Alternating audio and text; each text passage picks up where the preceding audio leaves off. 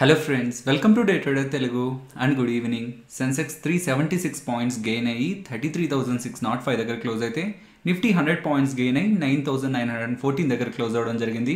So ఇవాల్టి market ని మీరు గమనిస్తే చాలా స్ట్రాంగ్ గ్యాప్ అప్ ఓపెనింగ్ అయితే కనిపిస్తుంది. బట్ ఆఫ్టర్ సమ్ టైమ్ మనకి మార్కెట్ లో కొంత షార్ప్ సెల్ ఆఫ్ అయితే కనిపించడం జరిగింది. దీనికి రీజన్ ఇండియా అండ్ చైనా మధ్యలో జరిగిన బోర్డర్ టెన్షన్స్ అనమాట.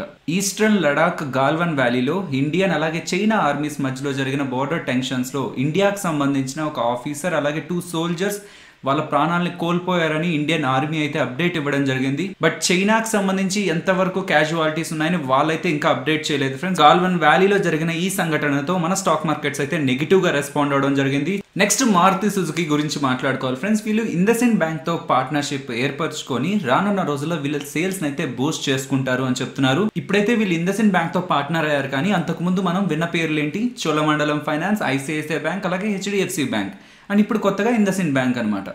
సో మారుతి సుజుకి వాళ్ళని మీరు గమనిస్తూ వస్తే ఎన్బిఎఫ్సిస్ బ్యాంక్స్ వీటితో కంబైన్ అయ్యి వివిధ ఫైనాన్స్ ఆప్షన్స్ ని కస్టమర్స్ కి ఇస్తున్నారనమాట. లైక్ ఎవరైనా లోన్ తీసుకుంటే ఎక్కువ ఈఎంఐలు కట్టకుండా చాలా తక్కువ ఈఎంఐలు ఎక్కువ కాలం కట్టేలాగా and step up, balloon payments ఇలాంటి డిఫరెంట్ స్కీమ్స్ ని కస్టమర్స్ కి అందించడం వల్ల వాళ్ళ సేల్స్ ని బూస్ట్ చేసుకునే ప్రయత్నం మారుతి సుజుకి వాళ్ళైతే చేస్తున్నారు. అండ్ రీసెంట్ టైమ్స్ లో మనం గమనిస్తున్నాం టాటా మోటార్స్ వాళ్ళు కానివ్వండి అండ్ ఆటో సేల్స్ డేటాని బట్టి చూసినప్పుడు కూడా ప్యాసింజర్ వెహికల్స్ రిలేటెడ్ గా కొంత పాజిటివ్ డేటానే కనిపిస్తుంది అనమాట.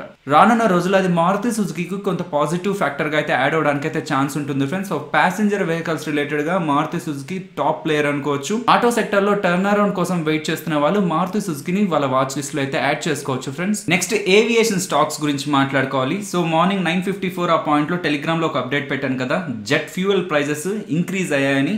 సో ఈ రోజు వచ్చిన అప్డేట్ ప్రకారం మనకి జెట్ ఫ్యూయల్ అంటే మనకి ఏరోప్లేన్స్ లో ఏ ఫ్యూయల్ అయితే వాడుతూ ఉంటారో ఆ ఫ్యూయల్ ప్రైజెస్ అనేది 16% ఇంక్రీజ్ అవడం జరిగింది ఫ్రెండ్స్. 5,494 రూపీస్ అయితే పర్ కిలో లీటర్ ఇంక్రీజ్ అవడం జరిగింది.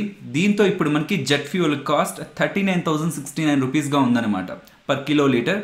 సో ఈ ప్రైజెస్ ఎందుకు నేను మాట్లాడుతున్నానంటే ఏవియేషన్ స్టాక్స్ లైక్ ఇండిగో కానివ్వండి, స్పైస్ జెట్ కానివ్వండి, వీళ్ళకి జెట్ ఫ్యూయల్ అనేది ఒక రా మెటీరియల్ అనమాట. సో రా మెటీరియల్ ప్రైస్లు పెరిగిపోతున్నాయి అనుకోండి, వాళ్ళ రెవెన్యూస్ కాన్స్టెంట్ గా మెయింటైన్ చేస్తున్నా నెట్ ప్రాఫిట్ అనేది తగ్గిపోతుంది అనమాట raw material కాస్ట్లు పెరిగిపోతుంటే.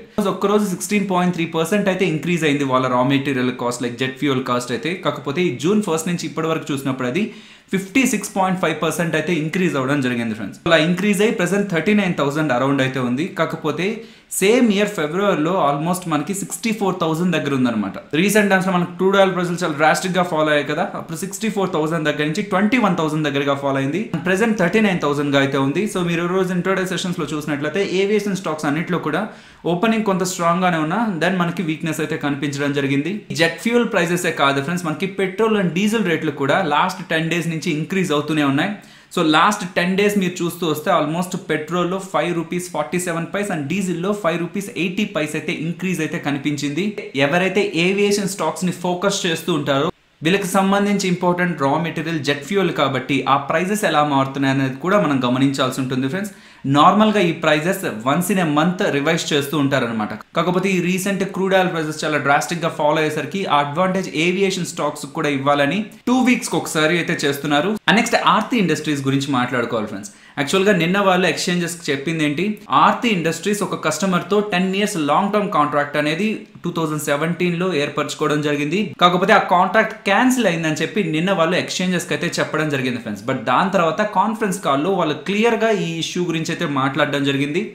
So 4,000 crores related గా 2017లో ఏర్పరచుకున్న కాంట్రాక్ట్ ప్రెసెంట్ క్యాన్సిల్ అయింది. కాకపోతే దానికి కంపెన్సేషన్ గా ఆల్మోస్ట్ 1,000 crores దగ్గరగా మాకు ఆ కస్టమర్ దగ్గర నుంచి వస్తుంది అని చెప్తున్నారు. సో ఆ కస్టమర్ కి ప్రొడక్ట్ అందించడం కోసం తయారు చేసుకున్న ప్లాంట్ కాను ఆర్తి ఇండస్ట్రీస్ వాళ్ళు కేవలం 400 crores ఖర్చు పెట్టారని చెప్తున్నారు. అండ్ ఆ 400 crores అయితే ఆల్రెడీ రికవర్ అయిపోయింది. అండ్ నెక్స్ట్ 2 years ఆ ప్లాంట్ ఆ కస్టమర్ కోసం అయితే వర్క్ చేస్తుంది. బట్ ఆ 2 years తర్వాత ఇంకితర ప్రొడక్ట్స్ కోసం అయితే ఆ ప్లాంట్ అయితే రన్ చేయాలనుకుంటున్నాం అని కూడా అప్డేట్ చేయడం జరిగింది. కాంట్రాక్ట్ కోల్పోవడం అయితే డెఫినెట్లీ కమింగ్ టైమ్స్ లో వీళ్ళ రెవెన్యూస్ అయితే ఇంపాక్ట్ చేస్తుంది. కాకపోతే ఈ కాంట్రాక్ట్ కోల్పోయినా సరే ఆ కస్టమర్ కోసం వీళ్ళు స్పెండ్ చేసిన అమౌంట్ కంటే వీళ్ళకి 2.5 times ఆల్రెడీ రిటర్న్ వచ్చినట్లే అనమాట. అండ్ ఏ ప్లాంట్ అయితే వాళ్ళ కస్టమర్ కోసం వీళ్ళు రూపొందించారో ఆ ప్లాంట్ ని ఇతర ప్రొడక్ట్స్ అండ్ ఇతర కస్టమర్స్ కోసం యూజ్ చేస్తారు అని చెప్పడం అనేది స్టాక్ ని రోజు కొంత పాజిటివ్ గా ఇంపాక్ట్ చేయడం జరిగింది. నెక్స్ట్ జూబిలెంట్ లైఫ్ సైన్సెస్ గురించి మాట్లాడుకోవాలి. జూన్ 15న రాకేష్ జుంజున్వాలా గారు వాళ్ళ వైఫ్ నేమ్ తో 6 lakh షేర్స్ దగ్గరగా జూబిలెంట్ లైఫ్ సైన్సెస్ లో అయితే షేర్స్ కొనుక్కోవడం జరిగింది ఫ్రెండ్స్. దీంతో ఓవరాల్ గా జూబిలెంట్ లైఫ్ సైన్సెస్ తో రాకేష్ జుంజున్వాలా గారికి సంబంధించి 82.5 లక్షల షేర్లు దగ్గరగా ఉన్నాయన్నమాట. సో దీన్ని మనం పర్సంటేజ్ ఆఫ్ స్టేక్ లో మాట్లాడుకోవాలంటే జూబిలెంట్ లైఫ్ సైన్సెస్ కి సంబంధించి 5.2% వాటాని రాకేష్ జుంజున్వాలా గారు అండ్ వాళ్ళ ఫ్యామిలీ మెంబర్స్ అయితే హోల్డ్ చేస్తున్నారు. మార్కెట్ వాల్యూ అంటే మీరు ఏ కంపెనీ అయినా తీసుకోండి, ఆ కంపెనీకి సంబంధించిన టోటల్ షేర్స్ ని దాని కరెంట్ మార్కెట్ ప్రైస్ తో మల్టిప్లై చేసినట్లయితే మీకు మార్కెట్ వాల్యూ వస్తుంది అనమాట. Based on market capital every 6 months కి స్టాక్స్ ని రీక్లాసిఫికేషన్ చేయాల్సి ఉంటుంది అనమాట. ఆ స్టాక్ లార్జ్ క్యాప్ లోకి వస్తుందా, మిడ్ క్యాప్ లోకి వస్తుందా, అలాగే స్మాల్ క్యాప్ లోకి వస్తుందా అనేది ఎవ్రీ 6 months కి రీక్లాసిఫికేషన్ ఉండాల్సిందే ఫ్రెండ్స్. అది సెబీ రూల్స్ అనమాట. మార్కెట్ వాల్యూ పరంగా చూసినప్పుడు టాప్ 100 కంపెనీస్ ని లార్జ్ క్యాప్ అండ్ 101 నుంచి 250 కంపెనీస్ ని మిడ్ క్యాప్ అండ్ 251 తర్వాత నుంచి ఉన్న కంపెనీస్ అన్నిటిని స్మాల్ క్యాప్ కంపెనీస్ అయితే అంటూ ఉంటాం. ఒకవేళ ఏ కంపెనీ అయినా టాప్ 100 కంపెనీస్ లోకి యాడ్ అవుతుంది అనుకుంటే దాన్ని లార్జ్ క్యాప్ లోకి యాడ్ చేస్తారు. ఒకవేళ 100 కంపెనీస్ లోంచి ఏ కంపెనీ అయినా 101 ఆర్ 250 రేంజ్ లోకి వస్తుంది అనుకుంటే దాన్ని మిడ్ క్యాప్ లోకి ఎంటర్ చేస్తారు. ఆర్ 250 కంటే బిలో పడుతుంది అనుకుంటే దాన్ని మిడ్ క్యాప్ లోంచి తీసి స్మాల్ క్యాప్ లోకి తీసుకువెళ్తారనమాట. సో దీంతో రానున్న రోజుల్లో కొన్ని కంపెనీస్ లార్జ్ క్యాప్ లోకి వస్తాయంటున్నారు అండ్ కొన్ని కంపెనీస్ లార్జ్ క్యాప్ స్టేటస్ నుంచి ఎగ్జిట్ అవుతాయంటున్నారు అండ్ కొన్ని కంపెనీస్ మిడ్ క్యాప్ లోకి వస్తాయి అండ్ కొన్ని కంపెనీస్ మిడ్ క్యాప్ లో నుంచి ఎగ్జిట్ అవుతాయంటున్నారు అనమాట. నెక్స్ట్ లక్ష్మీ విలాస్ బ్యాంక్ గురించి అయితే మాట్లాడుకోవాలి ఫ్రెండ్స్. లాస్ట్ 1 month నుంచి కూడా ఈ బ్యాంక్ షేర్ లో అయితే మనకి చాలా పాజిటివ్ యాక్షన్ అయితే కనిపిస్తూ ఉంది. సో దానికి రీజన్ ఏంటో మాట్లాడుకుందాం and present Lakshmi Vilas bank లో జరుగుతున్న యాక్టివిటీ గురించి కూడా మాట్లాడుకుందాం. సో ఫ్రెండ్స్, మీకు ఇండియా బుల్స్ హౌసింగ్ ఫైనాన్స్ అలాగే లక్ష్మీ విలాస్ బ్యాంక్ మధ్యలో జరిగిన డీల్ అనేది గుర్తుందా? So India bulls housing finance వాళ్ళు లక్ష్మీ విలాస్ బ్యాంక్ తో మెర్జర్ అవ్వాలని ప్రయత్నించారు. కాకపోతే 2019 అక్టోబర్ లో ఆర్బీఐ దాన్ని రిజెక్ట్ చేయడం జరిగింది అనమాట. అలా రిజెక్ట్ చేసిన తర్వాత Lakshmi Vilas bank share price అయితే చాలా డ్రాస్టిక్ గా డౌన్ అవడం అయితే స్టార్ట్ అయింది మనకి. లక్ష్మీ విలాస్ బ్యాంక్ ఒక అసెట్ క్వాలిటీని చూస్తే వాళ్ళ గ్రాస్ నాన్ పర్ఫార్మింగ్ అసెట్స్ 23% గాను and net non performing assets 9.8% గానే ఉన్నాయి ఫ్రెండ్స్. వాళ్ళ అసెట్ క్వాలిటీ అయితే చాలా వీక్ గా అయితే ఉంది అండ్ వాళ్ళ క్యాపిటల్ అడిక్వసీ రేషియో 3.46 గా ఉంది ఫ్రెండ్స్. ఇది ఆర్బీఐ నార్మ్స్ కంటే చాలా తక్కువ అనమాట. ఆర్బీఐ నార్మ్స్ ని మెయింటైన్ చేయడానికి అండ్ బ్యాంక్ కొంత ఫైనాన్షియల్ గా స్టేబుల్ అవడానికి వీళ్ళకి 1000 to 1500 crores నీడ్ అవుతుంది అనమాట. అందుకే ఒక పాయింట్ ఆఫ్ టైంలో ఇండియా బుల్స్ హౌసింగ్ ఫైనాన్స్ తో మెర్జర్ అయ్యి కొంత ఫైనాన్షియల్ గా స్టెబిలిటీని మెయింటైన్ చేద్దాం అనుకున్నారు. బట్ అదైతే ఆర్బీఐ రిజెక్ట్ చేసింది అండ్ ఆ పాయింట్ ఆఫ్ టైం నుంచి వీళ్ళు కొత్త ఇన్వెస్టర్స్ కోసం అయితే వెతుకుతున్నారు ఫ్రెండ్స్. అందులో భాగంగా వీళ్ళకి క్లిక్స్ క్యాపిటల్ దగ్గర నుంచి non binding letter of intent అయితే రావడం జరిగిందని చెప్పి రీసెంట్ గా వాళ్ళు అప్డేట్ చేయడం జరిగింది అండ్ దాన్ని బ్యాంక్ కూడా యాక్సెప్ట్ చేయడం జరిగింది అని చెప్తున్నారు ఫ్రెండ్స్. బ్యాంక్ కూడా సైన్ చేసింది అని చెప్తున్నారు. క్లిక్స్ క్యాపిటల్ వాళ్ళు 1400 to 1500 crores Lakshmi Vilas bank లో ఇన్వెస్ట్మెంట్ చేసి 51% వాటానైతే తీసుకోవాలనుకుంటున్నారని అండ్ దాని ద్వారా క్లిక్స్ క్యాపిటల్ అలాగే లక్ష్మీ విలాస్ బ్యాంక్ ని ఒకటి చేయబోతున్నారని ఎలాగైతే ప్రెసెంట్ సోర్సెస్ దగ్గర నుంచి అయితే అప్డేట్ అయితే ఉంది ఫ్రెండ్స్. కాకపోతే అఫీషియల్ గా మనకి ఇది కన్ఫర్మేషన్ అయితే కాలేదు.